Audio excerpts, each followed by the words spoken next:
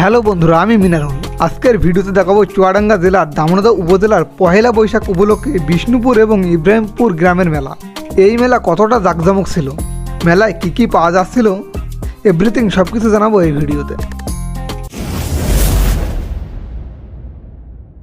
Hello guys, আজকে পয়লা বৈশাখ, শুভ নববর্ষ। তো আমরা সবাই মেলায় ঘুরতে যাচ্ছে। চুয়াডাঙ্গা জেলা দামোদর উপজেলার বিষ্ণুপুর গ্রামের সব থেকে বড় মেলা হয়, আর সেই মেলায় আমরা ঘুরতে যাচ্ছি। আর এই যে আমাদের গ্যাংস্টার, তো মেলাটা তোমাদের সবাইকে ঘুরে দেখাবো। আমরা পয়লা বৈশাখের মেলায় চলে গেছি, আর এই যে তো মেলাটা তোমাদের সবাই একটু ঘুরে দেখাই। ভাই রে ভাই, বিষ্ণুপুর গ্রামে পয়লা বৈশাখের মেলা মানে আলাদা রকমের উত্তেজনা। এই মেলা 90 দশকের আগ থেকেও এখানে হয়ে আসছে। চুয়াডাঙ্গা জেলার দামোদর উপজেলার ভিতরে সব থেকে বড় পয়লা বৈশাখের মেলা এই বিষ্ণুপুর গ্রামেই হয়ে থাকে, এবং বিভিন্ন গ্রামের মানুষ এই মেলায় এসে ভিড় জমায়। তবে 2019 সাল থেকে 2024 সাল পর্যন্ত এখানে পয়লা বৈশাখের মেলা বন্ধ ছিল। আর এই 6 বছরের ভিতরে ছিল করোনা ভাইরাস আর রোজা, যার কারণে এই মেলা বন্ধ ছিল। তবে 2025-এ এসে এই মেলা আবারও অনুষ্ঠিত হলো। আগের মতন তেমন একটা জমজমাট না হলেও বেশ মোটামুটি জমজমাট ছিল এই মেলায়। তবে আমি আশা করি সামনে বছর থেকে এই মেলা আবারও সেই আগের মতন জমজমাট হবে। আর যখন দূর দূরান্তের লোকেরা জানতে পারে বিষ্ণুপুর গ্রামে পয়লা বৈশাখের মেলা হচ্ছে, তখন সবাই ছুটে এসে ভিড় জমায় এই মেলায়। আর এই মেলাটা এই গ্রামে একদিন ব্যাপী অনুষ্ঠিত হয়ে থাকে। সকাল থেকে বেলা 3টে পর্যন্ত মোটামুটি রকমের ভিড় থাকে।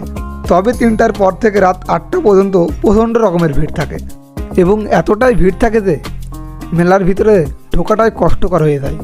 এই মেলায় পাওয়া যায় বাচ্চাদের বিভিন্ন রকমের খেলনা, মেয়েদের সাজার জন্য কসমেটিক আর মেকআপ, আরও পাওয়া যায় মাটির তৈরি হাড়ি, কড়া, পুতুল, টাকা রাখার ব্যাংক ইত্যাদি। তো গাইস, এতক্ষণ আমরা বিষ্ণুপুরের মেলাটা ঘুরলাম, এবার যাচ্ছি আমরা ইব্রাহিমপুরে, এবং ইব্রাহিমপুরের মেলাটা তোমাদের ঘুরে দেখাবো। তো এখন আমরা ইব্রাহিমপুরে যাচ্ছি। আমরা বিষ্ণুপুর মেলা ঘুরে এবার আসলাম ইব্রাহিমপুর মেলা ঘুরতে। আর এই গ্রামটা আমাদের বিষ্ণুপুর গ্রামের পাশেই অবস্থিত। তবে এখানকার মেলাটা ততটাও জাঁকজমক ছিল না, তবে গ্রাম অনুযায়ী এই মেলাটা ভালোই জাঁকজমক ছিল। যাই হোক, বন্ধুরা সবাই মিলে মেলা ঘুরতে বেশ ভালোই লাগছিল। আর পহেলা বৈশাখের মেলা মানে মনের ভিতরে আলাদা রকমের একটা অনুভূতি কাজ করে। আর এই মেলায়ও ছিল বিভিন্ন রকমের খেলনার দোকান। অনেকের মা বাবারা তার সন্তানকে এইসব খেলনা কিনে দিচ্ছিল। আরও ছিল নাগরদোলনা, অনেকেই এই নাগরদোলায় উঠে আনন্দ করছে। আর এসব দেখে আমার বেশ ভালোই লাগছিল। আরও ছিল বিভিন্ন রকমের মিষ্টির দোকান। তবে এখানে সব থেকে ভালো লাগছিল বাঙালি নারীদের সাজগোজ আর বাচ্চাদের নাগরদোল্লা চড়ার আনন্দের মুহূর্তটা, একেবারেই আমার মন ছুঁয়ে যাচ্ছিল। এরপরে যাই আমরা একটা টেডির দোকানে। ইচ্ছা ছিল একটা টেডি কিনবো, আসলে দেওয়ার মতন কেউ ছিল না, তো তাই আর কেনা হলো না। শুধুমাত্র টেডির সাথে কয়েকটা ছবিই উঠলাম। এরপরে গেলাম নাগরদোল্লার কাছে, কারণ আমরা নাগরদোল্লায় উঠবো। এর জন্য আমরা টিকিট কাটলাম, আর জন প্রতি টিকিটের মূল্য ছিল 30 টাকা। আর এই 30 টাকার বিনিময়ে নাগরদোল্লায় আমরা 10 পাক চড়তে পারবো। যাই হোক, এরপরে আমরা নাগরদোল্লায় উঠে বসলাম।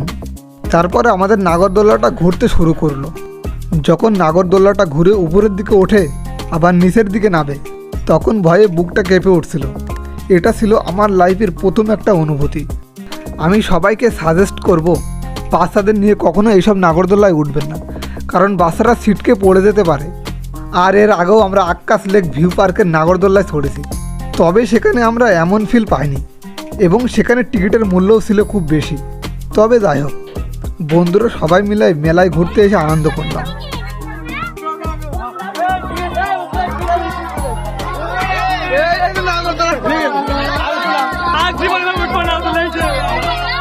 তবে যাই হোক, মেলা ঘুরতে এসে কিন্তু আজ খুব আনন্দ করলাম। আমরা ইব্রাহিমপুর মেলাতে এসেছিলাম, ঘুরলাম। এবার কিন্তু আমরা চলে যাচ্ছি ইব্রাহিমপুর থেকে। আমরা ইব্রাহিমপুর চলে যাচ্ছি গাইস, আবার বিষ্ণুপুরের মেলায় যাবো।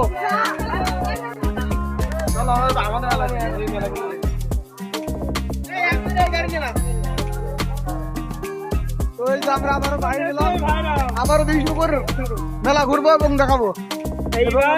তো আবারও আমরা বিষ্ণুপুর মেলায় ফিরে আসলাম। আর ততক্ষণে এখানে প্রচণ্ড ভিড় হয়ে গিয়েছিল। এবং মেলার প্রত্যেকটা দোকানের সামনে ছিল লোকজনের আনাগোনা। প্রায় সবাই কেনাকাটা নিয়ে ব্যস্ত ছিল। সত্যি বলতে 6 বছর পরে যে মেলাটা এতটা জাঁকজমক হবে সেটা আমি ভাবতেই পারিনি।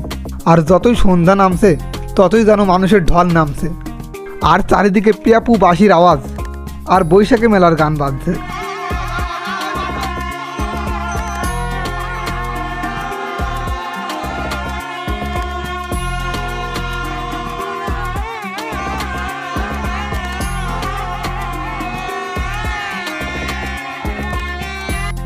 এরপরে আসলাম আমরা মিষ্টির দোকানে মিষ্টি নেব বলে। ততক্ষণে দোকানে সব মিষ্টি প্রায় শেষ হয়ে গেছে। তারপরেও কোনোরকম ঠেলাঠেলি করে মিষ্টিটা নেওয়া হলো, কারণ আমাদের বাড়ি ফিরতে হবে, রাত হয়ে গেছে। আর ততক্ষণে মেলার মাঠ জমে পুরা ক্ষীর। তো যাই হোক বন্ধুরা, ভিডিওটা কেমন লাগলো অবশ্যই জানাবেন।